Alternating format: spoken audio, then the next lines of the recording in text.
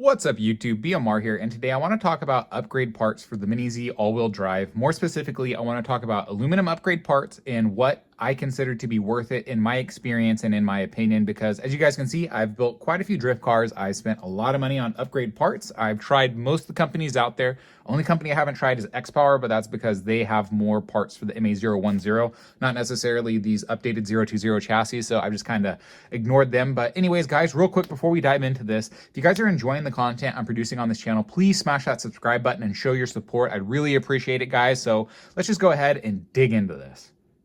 So I wanted to go ahead and make this video for you guys since I've been receiving a lot of questions on the channel about upgrade parts, what parts I consider to be worth it, and I just wanted to go ahead and put this into a video format for you guys so it's quick and easy for you guys to reference. And also, so for some of the people that are out there buying upgrade parts, I want you guys to watch this video first so you can avoid some of the mistakes and not necessarily buy upgrade parts just to buy them. So number one, guys, when you're buying upgrade parts for the Mini Zs, so especially all these colored pieces, when you're getting upgrade aluminum parts, really all you're getting is color. So that's the thing with a lot of these upgrade parts is they really don't add anything to the car. There's zero performance benefit from 90% of these aluminum upgrade parts. Only a couple of them actually upgrade the car, and I'll talk about those ones. But guys, when you're getting upgrade parts like these ones, you see all this red on this chassis and back here, all these parts, they look really, really cool, right? All this red, it looks like it's going to be a really high performance Mini Z. But honestly, this front suspension and this rear suspension post, those are the only two metal upgrades that you can see right here that really do anything. Of course, heat sinks are really important. I think those are great, but the rest of this, guys, it's all for show. This red cover up here, these front knuckles, all that stuff, it's really for show. So let's go ahead and start with the front end of the car. And like I said, guys, this front suspension part, this is really cool. I actually think these are really useful upgrades. So originally I thought these front suspensions were just for color and just for looks, but now that I've actually had a chance to install it and spend some time with it and tune it, I know what these front suspension arms do, and more specifically what these screws do. So the cool thing about these screws is what they do is they limit your amount of suspension travel. So what they'll do is they'll bottom out on the bottom of your chassis, and what that will do is keep your chassis from actually bottoming out and hitting the floor. And that's really cool because when you're coming in and say you're racing, it's more for racing when you're like your suspension's pitching a little bit more. When you're drifting, you're pretty stable. But anyways, say you're coming into a corner and your car pitches really, really hard. Your suspension comes way up like this.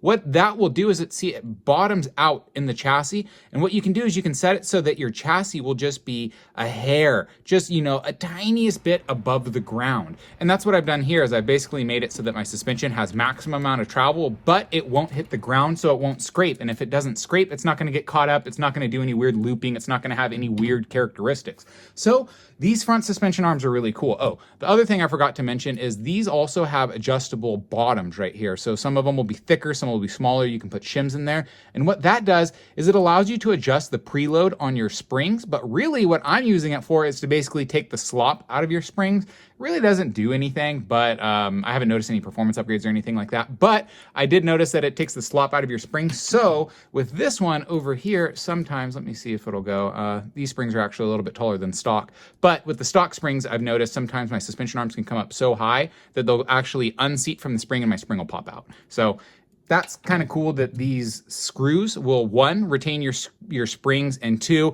it'll allow you to limit your suspension travel so you can basically get max travel without your car actually catching. So moving on, we also have our camber knuckles up in the front. So these are actually really cool. I do like camber knuckles. What camber knuckles will do is affect the amount of contact surface you have with the ground, basically how much grip your tires have. And these aluminum ones, they look great, but really you don't need them. The plastic ones, in my experience, work fine. If you're racing and you're, say, taking high-speed corners, there might be more stress on your knuckles, or if you take a hard hit into a corner, you might snap a plastic one. These metal ones won't snap on you, but honestly, they don't offer much upgrade.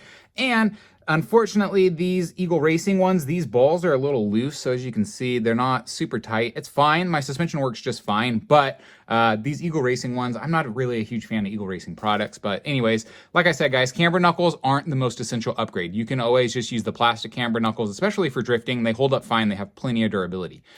Inside there, you can see my orange swing arm. I think upgraded swing arms are actually important because these take a lot of tension. Every time you crash the car, anytime your wheels smack anything, everything, all that energy is getting transferred through your swing arm, and their joints can be weak in there, especially with the plastic stock ones. So I think getting aluminum upgrade ones are very beneficial. So basically up here in the front end, we also have our cover. This cover does absolutely nothing. Over here is the Eagle Racing one. It's blue. It does absolutely nothing. This one's skeletonized, so you can see the differential inside there. If you had a color differential, it'd look really, really cool. But you know, it's just for color. So up here in the front, really the only two parts that are going to upgrade your car for as far as working better is really your suspension arms and your swing arms inside of there. That's about it. On this car over here, we have an upgraded aluminum tow rod up in the front, and this is great. I mean, they work great, but really they don't add any benefits. So this one is orange because this was originally going to be an orange build, but unfortunately PN Racing doesn't make any orange parts other than these ones, so this is what I was limited to, and I just upgraded it with Eagle Racing because they had parts available. But anyways, back to this tow bar. This is honestly, if you get it in plastic and you get it stock, I think it's going to work fine. You can get the -1 degree, which is what this is, with the plastic ones, and it'll work just fine. This aluminum up here is going to give you no upgrade at all.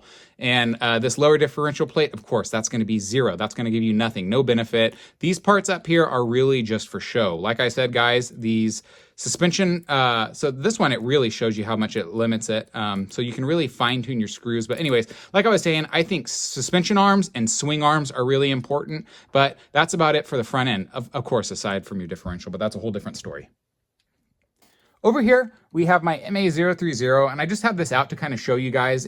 Right now I have it in a pretty stock configuration, but in the future, I will be upgrading this front end. And the only thing that I'm going to upgrade to aluminum in this front end is going to be these suspension arms. Eventually, I'm going to get some sweet MPower Racing front suspension arms in gunmetal gray, and it'll make this build look really cool. But then I can, again, get these plastic screws, and I can fine tune my suspension travel so this front end won't get hung up on anything.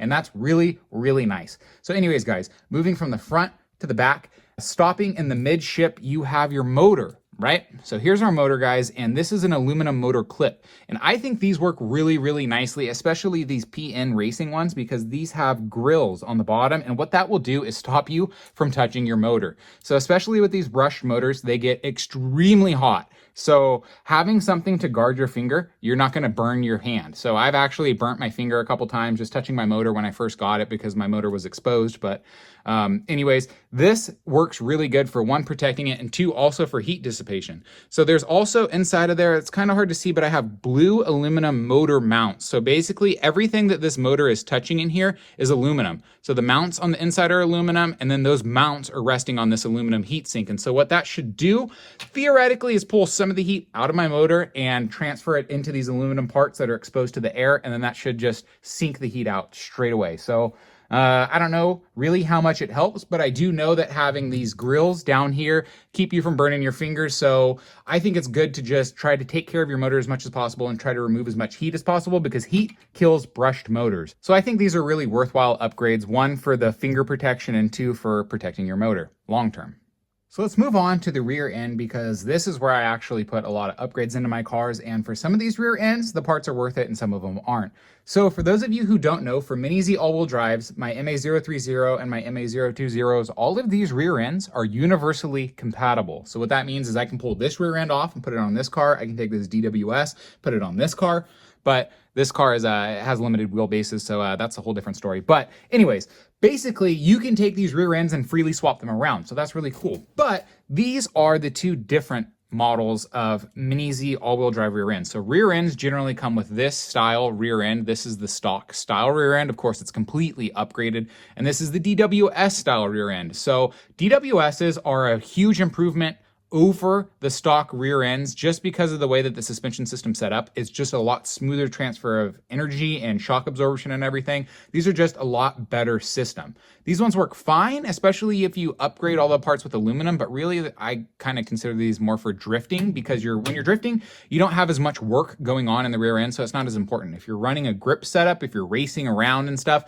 then I would highly recommend going to a DWS. It's going to be a completely different show. So let's go ahead and start over with the DWS, because these are full MPower parts. I bought every upgrade part they offer for the DWS, so that's going to be these A-arms down here. Then you also have the knuckles. They're kind of hard to see in there, but basically your knuckle, the camber knuckle. And then you have your shock tower mount up here, and then your shock tower. So this mount is actually really cool. So what you can do is you can use a little tool and see how that's squared off in there. You can adjust your camber without removing this part. So on the stock DWSs, you have to remove this and then you untwist it. But with this one, you can literally use a little tool and you just ratchet it and you can change your camber. So that's really cool. I really like that feature and I consider that to be a huge upgrade. So basically it's just this tower, the tower mount right here. It works great because you can adjust your camber. So I consider that to be an upgrade. And then, well, easier adjusting of camber. And then the shock tower back here, this will give you more mounting positions. So this actually gives you about 3 more mounting positions than the stock DWS. It gives you more mounting positions to the outside and 1 or 2 more on the inside. So having more shock mounting positions is pretty cool, but honestly, I think this is just fine the way I have it set up. I think it works great. I'm really happy with it, but like I was saying, guys, with these DWS upgrades back here, really, only these 2 parts are going to do anything for performance. Everything else is just for aesthetics, so it's a waste of money. Honestly, you're going to be spending a lot of money on upgrade parts that don't do anything. Moving on to our stock all-wheel drive rear end. This one, it looks beautiful, guys, right? This thing looks so good, but really not a lot of parts back here actually do anything. So starting down here with this lower carbon fiber plate and this differential housing. So this is one part. So the silver and this carbon fiber, that's one part. And it looks really good, but it does absolutely nothing for upgrades. And then moving on to our tow bar. This is an aluminum tow bar and this is the stock setting of tow. So it works really nice. But the cool thing is it makes for a smoother rear end because this aluminum is really smooth, especially paired with these camber knuckles.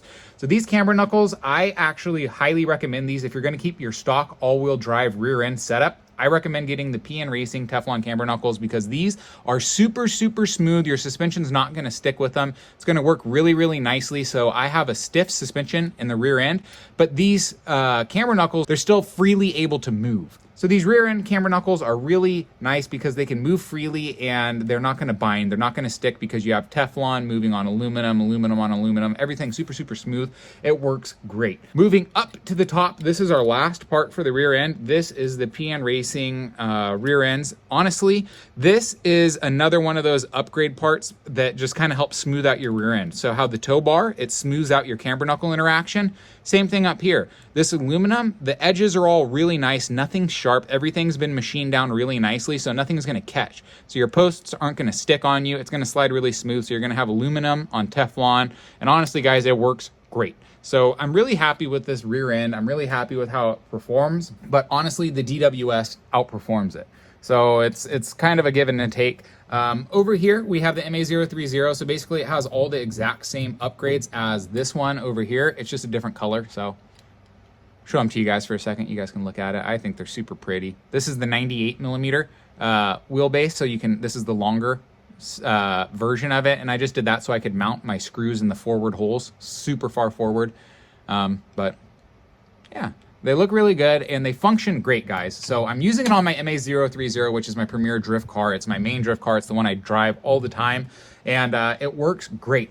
But only reason why I don't have a DWS on this one is because it won't fit. So that's a whole different story for a whole different day. Finally, the last part I want to talk about, because I forgot about it, is your aluminum wheel nuts. Wheel nuts are another one of those parts that I consider to be really important, and having aluminum wheel nuts will just make it so that they won't strip on you. I tried to use the plastic ones for the longest time. I was really stubborn. I heard everybody saying upgrade to aluminum wheel nuts, and I was like, nah, I don't need to. I'm gonna use these plastic ones and they're gonna work great, but honestly, they were a pain and I ended up stripping them out. So I've moved over to the aluminum wheel nuts and I'm on the bandwagon, guys. They work great. So that's going to be it for this video, guys. Once again, if you guys enjoy the content I'm producing on this channel, please smash that subscribe button and show your support. I'd really appreciate it. And once again, just real quickly to cover the parts that I consider to be worthwhile upgrades for your Mini Z, that would be your front suspension arms, always differentials, always upgrade your differentials, whether or not it's just going to be locking it with glue or putting a ball differential front one way, whatever it is, figure out what you want. And I think differentials are the #1 upgrade you can do. So anyways, differentials, swing arms, motor mounts. So the motor mounts inside of here, and then also this motor clip. So that's 2 different parts. Those are really important. And then for the rear ends, really All you're going to be upgrading if you're saying, say you're going for a stock all-wheel drive rear end, none of these parts really do anything except for smooth it out. So I guess you do get a little bit of performance upgrade because your suspension won't be sticking on you. You're not going to have issues with that. But the upgrade isn't too severe. And honestly, while drifting, I never had my suspension stick. I never really had any issues with it. So it's just one of those things. And then for DWSs, MPower parts are amazing. I think this mount up here is great because, like I said, guys, it makes it really easy to adjust your camber. And this shock tower is nice because it gives you more settings. You have more spots to adjust your suspension back here, so you can basically make your shocks lay out or lay in, or like I have them up and down vertical, whatever you want to do. So like I said, guys, upgrade parts are great. Oh, swing arms. Swing arms is the last upgrade part that I recommend. But like I said, guys, upgrade parts are more than anything for color and for aesthetics. If you want to make your build pretty, throw some aluminum upgrade parts on there. It's going to look great, but it's not necessarily going to make it drive a whole lot better. Stuff like this battery clip, this is pure aesthetics and it just rattles. So, you know, take aluminum upgrade parts with a grain of salt. Always do a lot of research before. And if you guys are ever in question, if you're ever considering buying any parts, guys, please ask me down in the comments below. I have a lot of experience and I'm happy to help advise you guys on parts that will work, what won't work, and also, you know, what's really going to give you any benefit, if at all. So anyways, guys, hope you enjoyed this video. Hope you guys have a wonderful day and see you next time.